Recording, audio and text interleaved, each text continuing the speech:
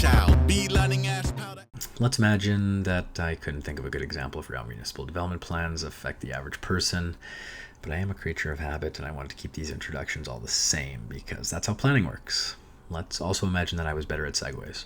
Municipal development plans are very high-level policy documents that outline the vision and the path forward for a municipality, usually over a period of 10 to 20 years. In Alberta, every municipality is required to have a municipal development plan, and the required elements are prescribed in the Municipal Government Act. Those elements include defining future land use, outlining transportation systems, addressing provisions of services like utilities, schools, emergency services, and finally outlining the sequence of development. The document also has to adhere to any regional growth plans and intermunicipality development plans. It makes it a very complicated balancing act, which I'll elaborate on a little bit later. In theory, these plans make sense, much like in the previous video where I spoke about how area structure plans are primarily for municipalities to plan for the future of an area within their boundaries. The municipal development plan is supposed to do the same thing for the entire municipality. MDPs outline the steps required to achieve those plans and usually have a target to be reviewed and updated every 10 years to make sure that the desired path that was outlined at the beginning is still being followed. So within that 10-year window, the document does get amended and updated as priorities and councils shift, giving the MDP a moniker of a living document, which planners love to say. Planning for an entire municipality is hard, though. Completing an MDP process is very time-consuming. It requires a ton of input from residents, businesses, developers, First Nations, other organizations, boards, and pretty much any group with a stake in the municipality.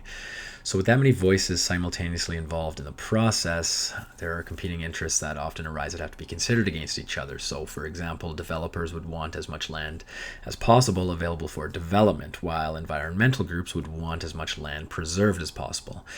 The goal of the municipal development plan is to balance all these asks based on what is best for the municipality. Now, although the MDP is a planning document and the process is run by planners, it's actually a very collaborative exercise with all other departments in a municipality. So that means that in addition to the outside competing interests, there's also some internal competition at play that has to be balanced. Transportation and fire departments may battle over land for transit versus a new fire station, for example. But finding those balances is near impossible in practice. Factor in that the MDP has to adhere to any higher level regional and provincial plans, including being signed off by the provincial minister overseeing development, and it's really easy to see why this process is long and complex. This is where the fundamental issue lies with MDPs in practice, in my opinion.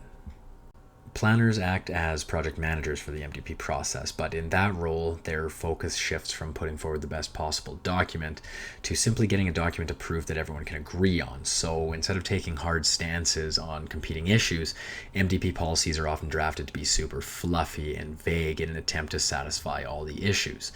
But what it does is it builds in a discretion that can be interpreted in a variety of ways. So to illustrate that point, and I usually stick to fictitious examples, but this time I'm going to break my own rule and share two real policy examples from Strathcona County's latest municipal development plan, which actually won an award for planning excellence in 2018. Who can argue with those? Well, both sides can, and that's the problem. For the top example, municipalities and developers would argue over what constitutes an environmentally significant area when debating the removal of vegetation on a property, for example. The second example can be used by businesses and developers against residents unhappy with a proposed development in their area. So the fluffier and less tangible the policies, the less likely someone involved in the process, whether internal, external, or ministerial, will take issue with it. The ones that do have some interpretation built in get argued at council meetings by both sides of the argument, with councils having the final say. Planners fear rejection worse than I did at junior high dances and are content passing the decisions onto council rather than taking a stand with strong MDP policy. That, and of course, the MGA doesn't require them to, which I'll talk about in future videos. But leaving the discretion in the MDP is something that I'm all in favor of, but it takes the power out of the hands of planners and puts it into the hands of politicians who are obviously always 100% impartial and fair. Because MDP processes can take years to complete, there is a level of fatigue for all those involved in creating the document once it does get approved by council, the regional board, and the provincial minister. So the continuous monitoring that I spoke about earlier seldom gets done once all the members of the project team return to their previous roles and responsibilities. The document is left without a champion that holds everyone accountable once completed. So the intent of the MDP is that it's like a guiding document that every department will follow once it's approved, but in the absence of someone actually monitoring all decisions against what the MDP says, it's often the case that a lot of the actionable steps aren't followed before the plan is up for review in 10 years. So think of it as a speed limit. Unless there's police out enforcing them, people are going to drive however they want. The MDP kind of follows that same honor system. The point I made earlier about conformance to regional plans also plays a large role in why MDP policies are so fluffy. As a municipality, you don't want to have just poured 2 or more years of your career into this document, getting everybody on board with the plan, only to have it refused at the regional board or ministerial levels at the 11th hour. So this contributes to the watering down of policies to the point that they are completely neutral and non-contentious.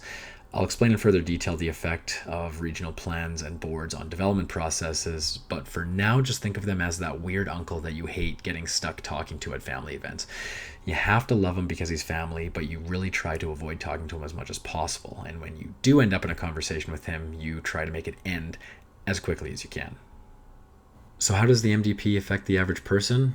It really doesn't, even though it should, like it does in other provinces. But in Alberta, unless you work in government or development, there really is very little chance that an MDP would matter to you all that much.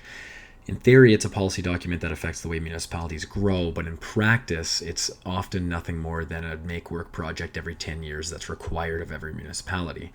The lack of accountability once approved and the complexities in the balancing of so many competing interests make it that way. Move along, nothing to see here. This has been Ryan with Heinz Consulting. Thanks for watching. The phone ping from a pillow fort in a corn maze. I don't have a horse in your war games. I don't even really like horses. I like wild orchids and neighbors with wide orbits. Electric fence and pets that tend to pretty much ignore us.